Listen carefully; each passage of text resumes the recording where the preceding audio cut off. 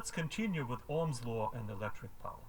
We just discussed the basic properties of electric circuits such as voltage, current, and resistance.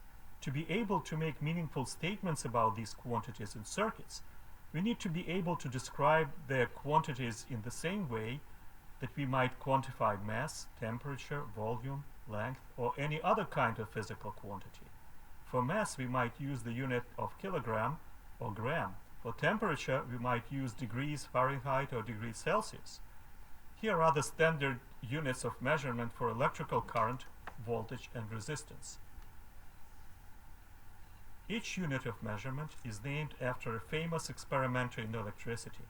The amp after Frenchman André Ampère, the volt after the Italian Alessandro Volta, and the ohm after the German George Simon Ohm. The symbols E and V are interchangeable for the most part, although some texts reserve E to represent voltage across a source, such as a battery or generator, and V to represent voltage across anything else. If you wish to determine mathematically what is happening in electrical terms in simple or even complex circuits, you have to know that the current I is dependent on the two factors, the voltage V and the resistance R. This dependency was described in Ohm's law, named after the German physicist George Simon Ohm, as we discussed before. Ohm's law is a very simple and useful tool for analyzing electric circuits. It is used so often in the study of electricity and electronics that it needs to be committed to memory by the serious student. For those who are not yet comfortable with algebra, there is a trick to remembering how to solve for any quantity given the other two. First, arrange the letters E, I, and R in a triangle like this. If you know E and I and wish to determine R, just eliminate R from the picture and see what is left. R equals E divided by I. If you know E and R and wish to determine I, eliminate I and see what's left. I equals E divided by R. And lastly, if you know I and R and wish to determine E, eliminate E and see what's left.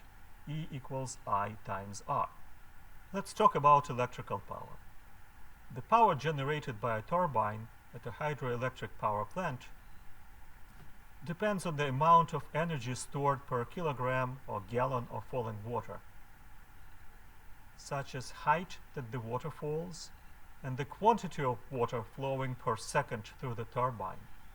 The energy stored in 1 kilogram of water is analogous in electrical consumer, such as motor M in the circuit diagram illustrated.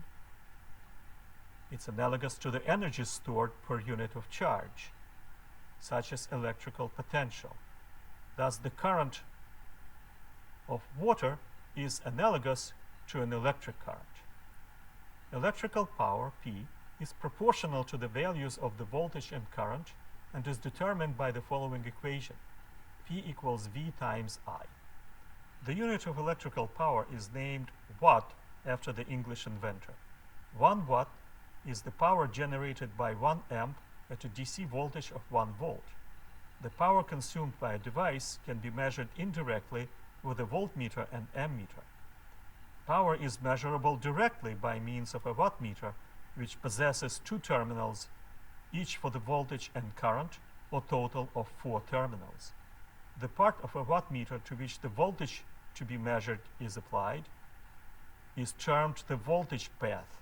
The part through which the current to be measured flows is termed the current path. Rated power or nominal power are frequently specified for electrical devices such as incandescent lamps and motors. This value indicates the power which the component can handle under regular operating conditions. Substituting the product I times R for the voltage V according to Ohm's law in the power equations that we saw before results in the following relationship.